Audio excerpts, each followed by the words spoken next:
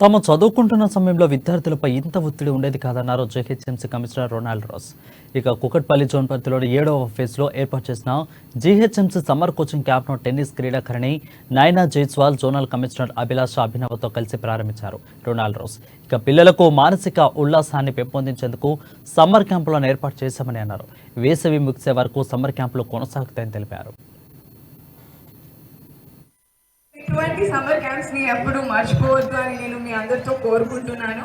And అది కాకుండా కడలి ఒకటే కిరణాలు అనంతం, తూర్పు ఒకటే కిరణాలు అనంతం, మనసు ఒకటే భావాలు అనంతం. ఆ భావాలకు మరియు క్రమశిక్షణకు ప్రతిరూపం మన జిహెచ్ఎంసీ అని నేను చెప్పగలను.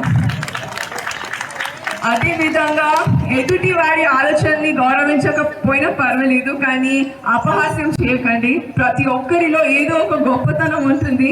దాన్ని చూసి మంచి మనసు ఉండాలి. సో అటువంటి మంచి మనసున్న ఆఫీసర్ మన రొనాల్డ్ రాస్ గారు అని నేను చెప్పగలను. I'm really grateful to you sir for all the support you have given.